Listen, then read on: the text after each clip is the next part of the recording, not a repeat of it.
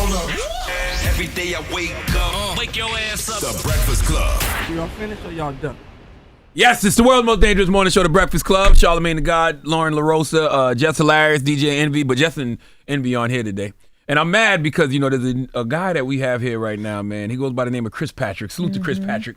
What's good? What's good? How are you? I'm mad because Nyla Simone put me on to your music, and she not even goddamn here. I know. I just saw her yesterday. It's my dog. What? Yeah. You saw her yesterday and she couldn't be here this morning? Yeah, I don't know. Yeah. That's crazy. You got a new EP, Pray For Me, coming out on 12/12. And you've been described, like I've heard you describe yourself as coming from a place of hunger and self-belief. What was the exact moment you realized music wasn't just something you loved, but something you had to do?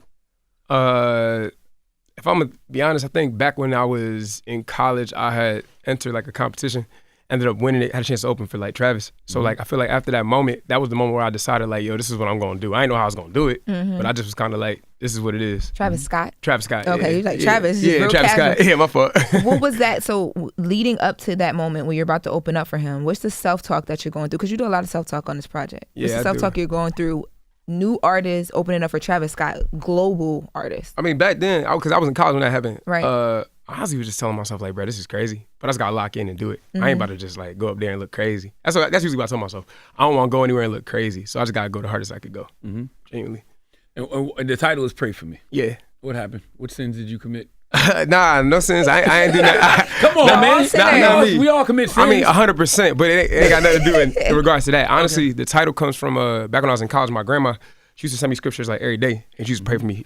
She ended up passing back in like 2022. Condolences. And yeah, absolutely appreciate that.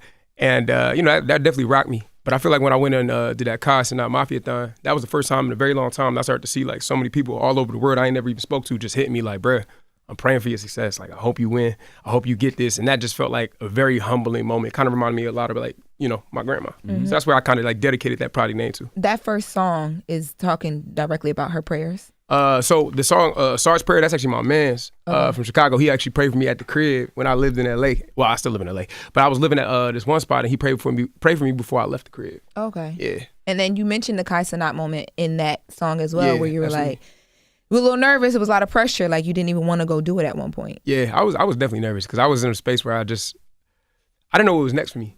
I feel like I was just sitting in a waiting space, not really knowing what was gonna be next. And when my man's Gabe called me, I was just like, hey, bro, I'm gonna show up for you to the best of my ability. That's my man. So I said, look, I'm gonna go in here and kill this for you. Yeah, salute to Gabe, for real. What was going on though? Like what was going through your mind? Whenever I hear your music, I do hear this passion. I do hear you expressing your feelings. What was going on in that particular day though? Like leading up to like Mafiathon, everything? Yeah, like what? Because that was pure emotion. You know, I feel like I've been making music for a long time, and I kind of was in this in-between space of not knowing whether I was going to continue or not. Ended up picking a little part-time job and shit. I'm just getting like into the groove of that. Still working on music and stuff like that, but I just more so was thinking to myself, like, if this was the plan all along, God telling me I got to just do this, I'm going to do that. I'm not going to like not trust the timing. So I kind of went into that whole Mafiathon with the idea that if this is my last attempt to show the world, like, I'm here, I'm going to just do that. So it really did mean a lot to me to go up there and get crazy like that. Did expressing your feelings through music come to you naturally, or was that like a learned behavior? Naturally. Okay. Naturally. I was never good at therapy. I just felt like it was way easier to write and make music about stuff like that.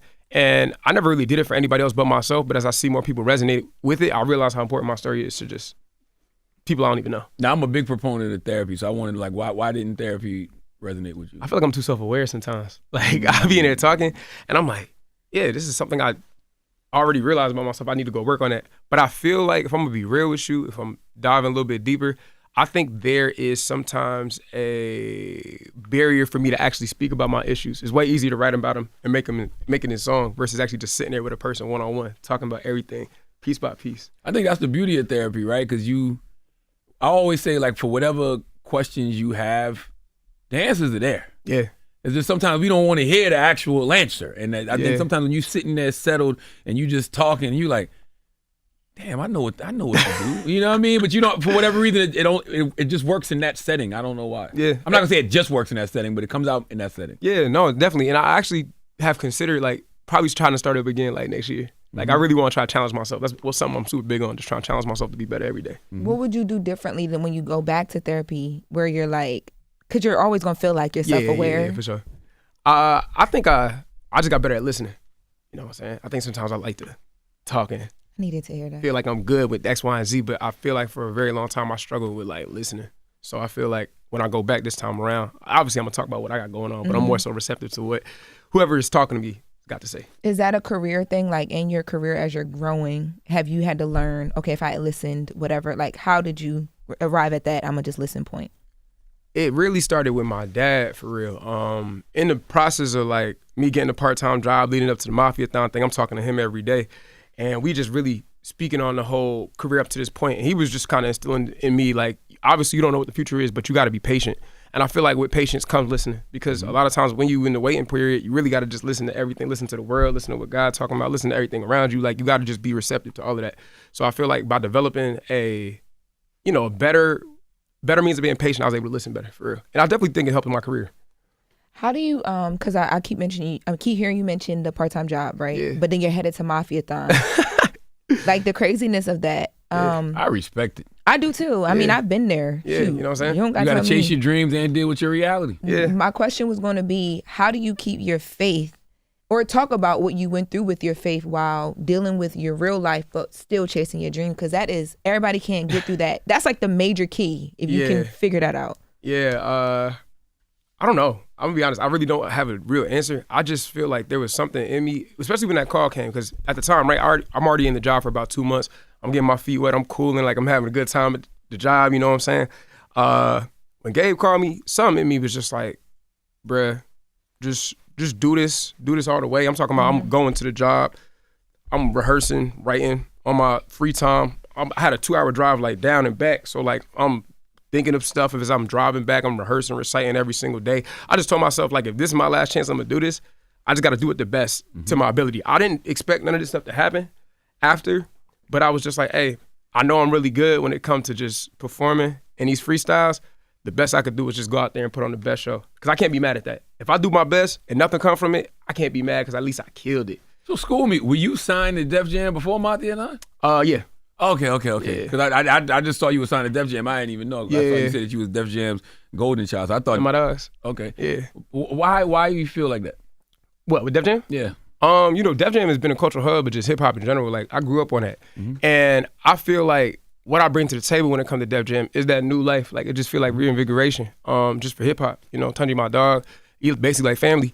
And for him to even just want to do this with me means the world. You know what I'm saying? Like, again, I grew up on this. My uncle literally put me on damn near every Def Jam artist. So to be a part of a label like that, now it just feels like a full circle moment to all of us. And you from Jersey. Yeah. East Orange, to be exact. I don't know why Jersey don't come up in more hip-hop conversations, but honestly, how did East Orange, New Jersey shape the way you rap and think and just move through the world?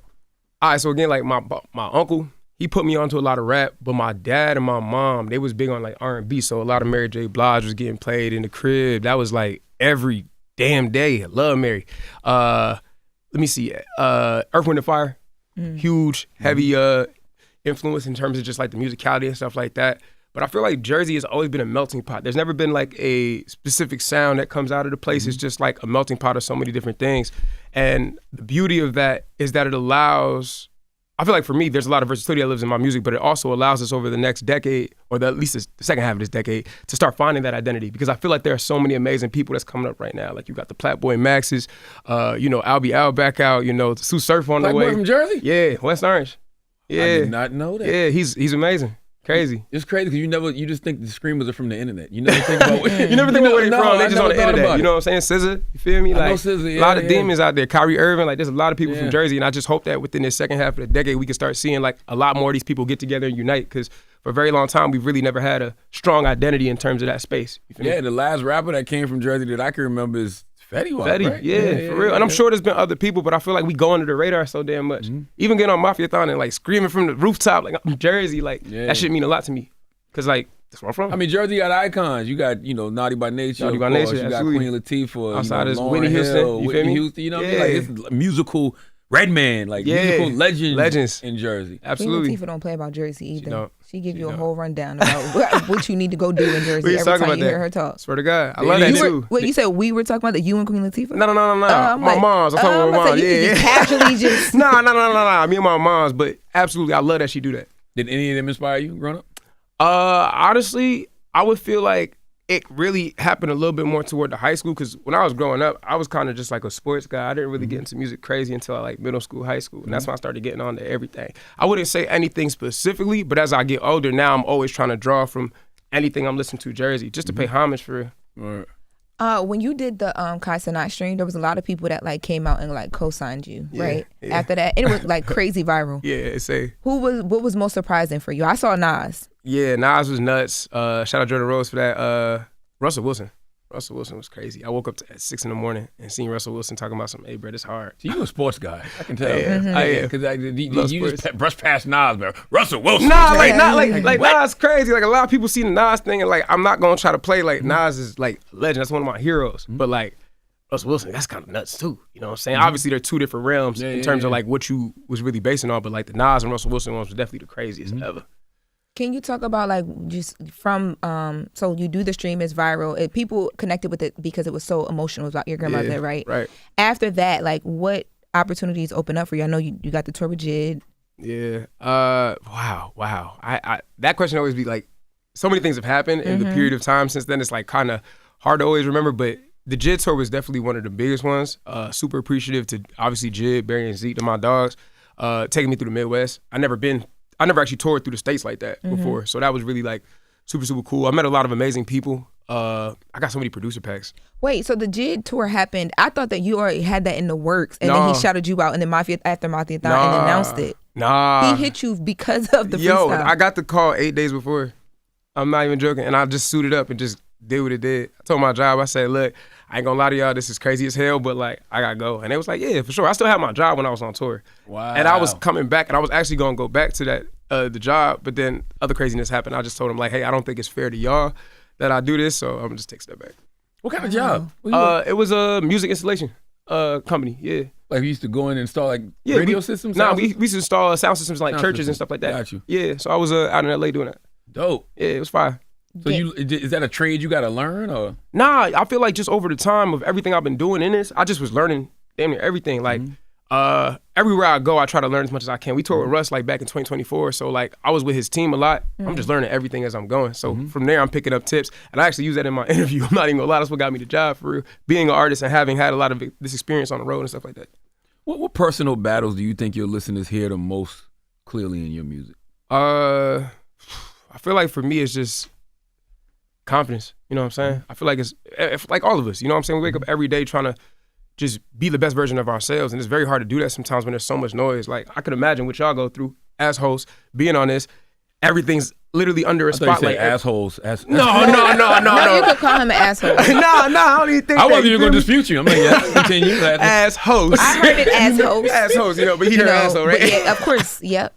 But as hosts, like y'all are under a spotlight. I can only imagine the scrutiny that y'all go through. And I feel like y'all got it harder than the regular average person, but the average person still goes through that too. So I feel like every day is a challenge of like putting your pants on and telling yourself, I'm that nigga. Like I got to get up and do this for me. It's not about proving it to the world, but more so affirming in yourself that you are the person you think you are. Especially nowadays when we live in an era where every single day of your life, you can go on your phone and there's somebody trying to tell you that you ain't shit. Hell yeah. I don't even know you, bro. There's no picture on your thing. I can't even say your name on this Twitter or this Instagram app, and you telling me we've never met before that what I'm doing is shit. And it's like, bro, I didn't ask for that. And a lot of it too, I always think about this is like if people had the opportunity to do what you were doing, they probably couldn't push it to the finish line the way that you do every day. Bro, there's like probably 1% of people, if they put your shoes on right now, they would literally fold at the starting line. Yeah. Every single time. Like, it's cool. That's what I like most about your project, though. It felt like I was on a journey with you that feels very familiar to, just where I am in life right now, of like you're talking yourself through like a very vulnerable moments of like I feel pressure of like you're building, it's built, it's there, people see it, but the pressures and you get to these levels where you're dealing with things that you didn't even know you were going to deal with. And then it's like your new kid at school all over again. You got to talk yourself through it all over again. And it felt very familiar. You summed that up amazingly. Literally first day at school. Yeah. But it's like you do the first day at school so many times and you're like, yo, I just was here. Like, but that's the beauty of life. I feel like if we are going through a year and we don't feel like the first day, something wrong. Yeah. We should be feeling like we have to restart and move our way up that, that tower, genuinely. Other artist reminds me of that, J. Cole. I get, not first day of school all the time from him, but like he does a lot of like reflective, like rap a bit. Like every time Cole pop out, I'd always feel like a new version of Cole, which I really appreciate a lot from him, because I feel like we don't see that much in, especially like black artists. Like, it's already, I have this theory in my mind that we really don't see what happens to black people like after 30s. I feel like what's perpetuated is the 20s, but like what happens as you get older? What does it look like? What does it look like raising a family? And I feel like when I listen to Cole a lot of times, it's cool to see what that inside looks like, especially as I get older as a black man. I'm trying to figure it out too, you feel me? What you're speaking to is, and you're absolutely right. For a long time, hip hop had a glass ceiling, meaning that you look up and you think you can go higher, but you eventually hit your head. And it's because a lot of people, artists, media personalities, they were afraid to grow and evolve. Yeah. They experienced a lot of success being one way. And then, the cultural cachet was in the street for a long time. Yeah. People were really afraid to be themselves. So now you got a whole generation that's got a lot more emotional intelligence. They doing the work on themselves, so they going to therapy and stuff like that. Yeah. They're loving on they wives and their girlfriends and being committed to one woman and, having these beautiful families. Like, yeah, you're right. Like, to me, I think that in the future, Mr. Morale and the Big Stepper and Jay-Z 444 are going to go down as two of the most important hip-hop albums ever. Yeah, no. Like, I feel like you really summed it up too there. It's like, you see these Disney movies, it's always like happily ever after, but like the what come after. You're right, that Mr. Morale, that 444, it really is the part that come after the happily ever part. Like, that's the after, genuinely. You also talk about on the project, Screaming at the Sky. You mentioned you hate church, but you tune in on Sundays because you want to feel close to your grandmother. Yeah, absolutely. Why with church? Talk us through your journey. For a very long time, and we see it now, the way like religion itself is sometimes manipulated for the wrong reasons. I feel like everybody should have their own relationship, whatever that is, you know what I'm saying? Whatever it is you believe in, your relationship is unique to you, and whatever that is what it is.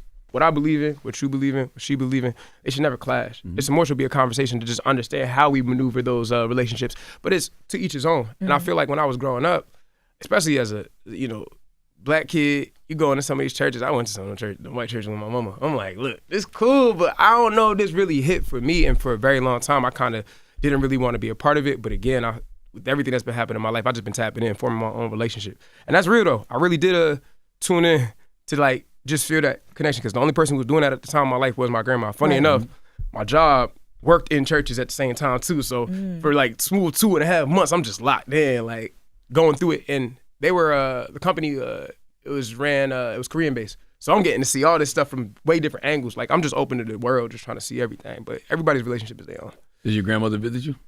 I do believe that. I feel like, I'm not even joking too. Like, even in that open line, I was like, I stopped smoking because I feel like for a very long time I used to have dreams, and I really appreciate you asking that first and foremost, because nobody ever asked me that before. But I used to have dreams, and for a while I didn't have them dreams with my grandma and them.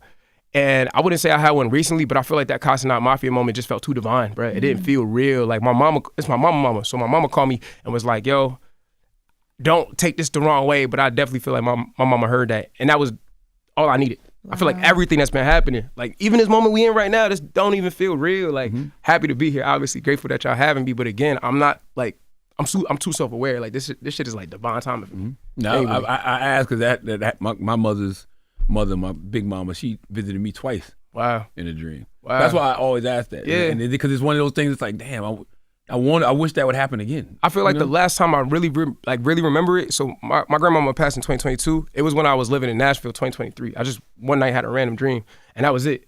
And it never happened again. But closest I got to that was like Mafiathon, genuinely. Or yeah. What your songs are like journal entries, right? What's the line between vulnerability and oversharing for you, and how do you know what to keep to yourself?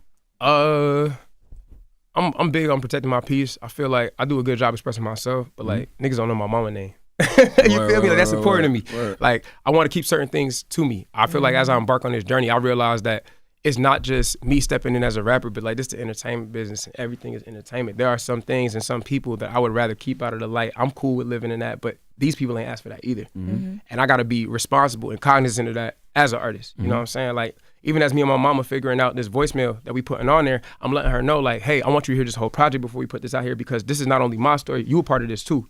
So like, if you not cool with this, we not doing it. But it's like, it involves everybody. Again, everybody know I got a mom, everybody know I got dad, I don't know their names, but like, that's the line I draw. I got a brother, don't even know my brother's name. Like, you know what I'm saying? I'm big on that. I talk about the homies a lot because we all together, but like, I try to keep that wall to the best of its ability, because I don't want to alter nobody's life who ain't asked for it.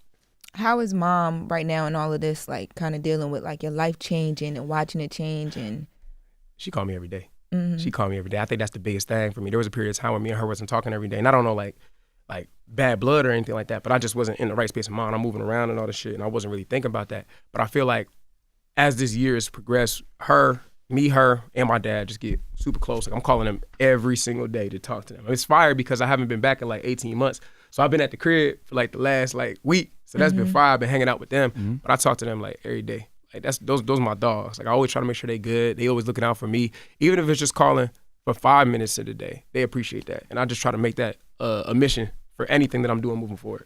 Even with my grandma, I don't think I did enough of that. So there's a super emphasis on that now to just be present in everybody's life as much as I can be. Because you never know. Yeah, you never know. Yeah. You take that shit for granted. Like my grandma, I started my locks because my grandma, she had a friend who did my hair in COVID because we, was in the crib and stuff like that. And he kept telling me too during the year that she passed, like go visit. I'm like, oh yeah, I'm gonna go eventually. Just never did. And eventually that, that next time turns into a never again. And you got to live with that. So I just try to be as present as I can be with my parents more than ever. A lot of artists struggle with comparing their journey to others, right? Like, how do you keep your confidence and creativity intact in a culture that's constantly measuring you against everybody else? I just focus on Chris Patrick. I can't be anything else but Chris Patrick. Chris Patrick can't be Cole. Chris Patrick can't be anybody else Kendrick can't be anything else but me. And I feel like at the end of the day, as long as I'm working to be the best version of myself, I'm always going to be the best when I show up. Granted, there's always going to be a competitive nature to the sport, which I'm very much aware of. Yeah. And I'm willing to compete in that. But at the same time, I'm not killing myself in my head over this. As long as I show up and I'm elevating myself, I'm gonna look up and eventually it's gonna be nobody around, just me. I text Gabe from On the Radar and told him that we was gonna be interviewing you, and I asked him, I said, the first time you put him on the radar, what made you, like, so many artists, and he says there was just a hunger in him that I don't see in many artists, a desire to make it and get it done by any means necessary. He's really the one. You getting some big nods. I'm really happy for you. Nah, thank you. That means a lot. Like, especially Gabe, man, really good guy. I'm appreciative that he even hit me. I tell him all the time, like, you have no idea how much this means to me. Even asking me to come and do this a second time on Mafiathon. I don't think he understands what his platform is doing for people. I tell him that all the time. Like, yo, this platform is really changing people's lives, like, off of art. Yeah. If you get on there and you do what you're supposed to do, who knows what comes? Right. Like, literally. I ain't know this is going to happen. What's something you were once afraid of that no longer scares you?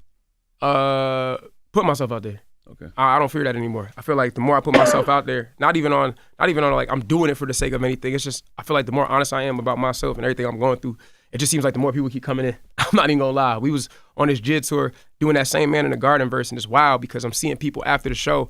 I'm talking about show get let out after the JID show. You got 100, 200, 300 people waiting to just talk to me about how that verse really resonated with them and hit. And that's like, it mean a lot. Because again, a couple months ago, I'm sitting in my job typing on the computer, writing up X, Y, and Z. I wasn't thinking about this, but a couple weeks passed, every night, selling out merch. Like, we had to re-up so many times on the tour because they just kept buying shit. And I'm like, whoa, this is crazy. So I feel like just being myself. And, I think to become successful, you gotta be willing to embarrass yourself. And sometimes it don't even be embarrassing. We just be in our heads a lot. That's People right. really be needing this shit. That's right. Like, you know what I'm saying?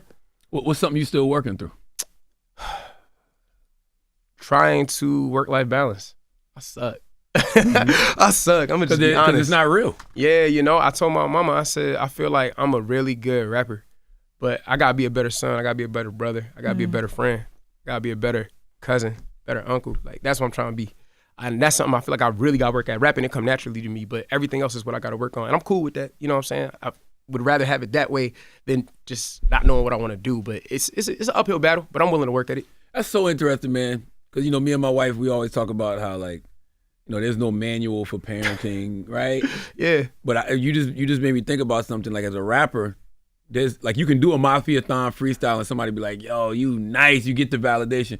And you don't get that as a father or a son or a husband. Like, ain't nobody, You feel me? Nah. Like, your wife might tell you every now and then you're a good husband, but that's about it. Yeah, you don't even know if you're doing a good job. You don't know if what you're working through or what you're working on is actually bringing you to where you go. You kind of just got to go with the flow, and that's just something I'm open to learning. Just how to be a better person altogether. Like, this rap shit easy. As your star grows, does that pressure of trying to figure out all that other stuff, being a better son, brother, all those things, does that grow as well? Yeah, I think so. You know what I'm saying? I feel like I spent the first part of like starting this career putting so much pressure on the work that I was doing to the point where like I become so meticulous and detailed as second nature. But I feel like now having to deal with this other side is so much more rewarding because I can see it in real time. Yeah. Me writing verses every single day for 2 years in a row, you don't know what that turns into until you have your moment.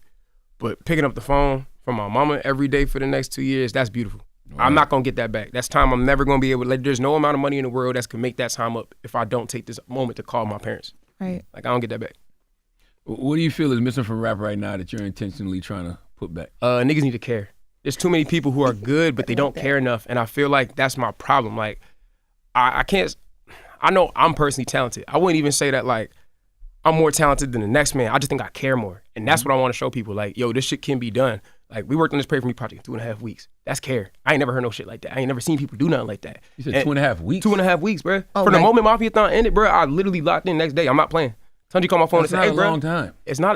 It's not a long time, but you know. I thought you were like, what? Yeah, bro, I'm a crackhead about this shit. Like, I really do this, and I just want people to care. I want people to put the intensity in there. I remember somebody had seen one of my videos. It was like, yo, you look real angry now. I'm like, bro, I just wanted to deliver the performance. But I'm a really nice guy. Y'all see me, I'm nice. Yeah. I ain't coming here on no bullshit. I didn't know what you were going to be like in person because in your music, it is very, like, intense. Yeah. And, like, you know, but you, like, super jolly. I be flipping the switch. Like, I'm very, like, chill, very laid back. But when it comes to that shit, oh, yeah, I'm a hooper. But, yeah, I just want people to care again. Like, I think we need to see more artists caring, showing their journey, showing themselves going hard, because that's what made me a fan growing up. But, like, all the people that we love now, when I see, you know, Cole going to do that Be Free joint he did on that late night show, it's like, whoa, that shit stuck with me forever. I ain't gonna lie, I really modeled a lot of my Mafiathon around that shit. It's like, bro, he went up there and made a moment that we wasn't expecting. Fucking, I'm gonna do the same. You know what I'm saying? So I just want people to care again. Do you ever, I mean, it's interesting, right? Because like people love you because you're honest. They love you because the emotion you express, your relatability. Do you ever feel pressure to, like, I guess, always show up as that strong, self-aware version of yourself that people are going to expect? Because you're going to have bad days. Yeah, for sure. I mean, this my best friend, my nigga Miz. He already know. He see it all. He know how I get. I feel like it's about having pockets. Like, there be days where I do be down, and, like, he'll see that, but maybe not everybody else. And that's cool. Like, that's my man's for life. We just talk about things, we move from it, and we go through it. But I try not to show too much of that, because I've started to realize that I also have a responsibility. There are people in the world who be like, bruh, if I could show y'all some of the messages I've received after this, it'll make you cry. Like, it's really crazy how people looking at me, and I'm not gonna be foolish and act like I don't got a responsibility. Granted, there's no pressure on me to feel like I gotta be somebody's savior, but I don't have any problem being the beacon. If somebody need that to get through their days, I'm cool with that. And don't let people think that you perfect. Yeah, you know at all. I be like fucking up all the time. They might say, that's what I'm saying. They might see you with some liquor. They might see you smoking some weed. You feel me? With the ladies. You know what I mean? Like, outside and shit. Absolutely. But I feel like that's the beauty of life, though. For a very long time, we've been watching everything through, like, a perfect picture. But, like, you got to see how the artist got there. Like, it takes so much for us to show up every day. I'm sure it took a lot for y'all to show up today. I don't know what y'all was going through, but it's like y'all, you know, showing up as y'all best selves. But people have to realize it's so much more than that. It's so much more than that. And I don't have a problem showing that. Like, it's okay to be yourself. We cool. For real. What's the biggest misconception people have about Chris Patrick, the person, versus Chris Patrick, the artist? Biggest misconception?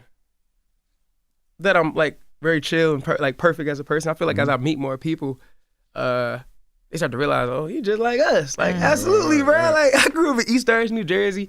I was with the homies just like damn near everybody else. I feel like if there's any misconception, I just want people to know, like, I'm a person. I feel like for a very long time, just like streamers, I feel like for a very long time I existed on the internet, and this is like the year where everybody started to see it in real time. Like, this is a real person. Yeah. Not just some nigga that you seeing on one of them pages on Twitter or some shit. Like, this is a real deal person. And I feel like as I continue to meet more people, I think the feedback is, oh yeah, you just like us. And it's just, you know, I've been here. But that raw emotion, man, people can feel that. I remember sitting at the house, and, you know, we was listening to Ruben Vincent album. It was me, Nyla, my wife. I'm listening to Ruben Vincent album. Then I started listening, and I love Marco Plus. Now put me on all these people. That's my brother. Both of them, Ruben and Marco, those are my brothers for real. Like, very talented people. Talented she was like, well, if you like Ruben and Marco, you gonna like this guy, Chris Patrick.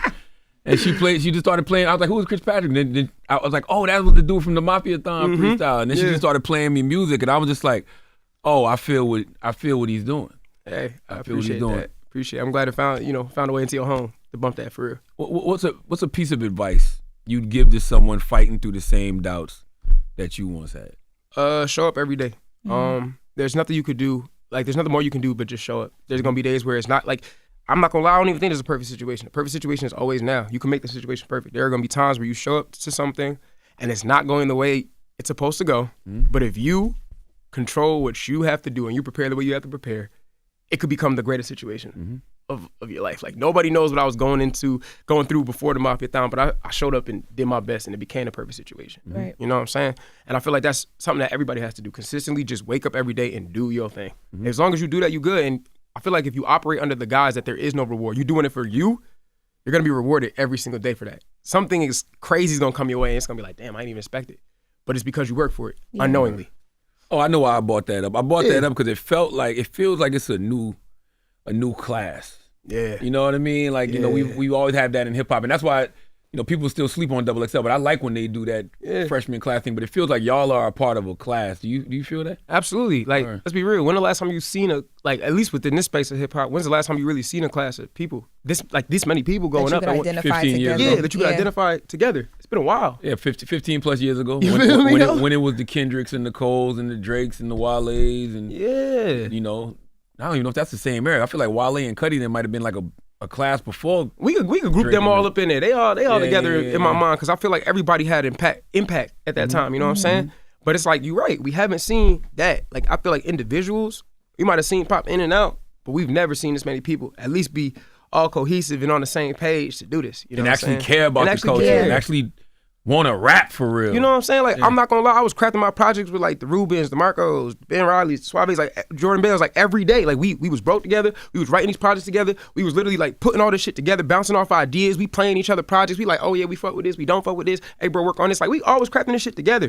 And then you start to see that expand as we start to meet more people and shit like that. Like, we really all coming up together in this shit the same way they was. So I'm just glad that everybody else could see it, because for a very long time, we just felt like it was us in this little bubble and nobody realized.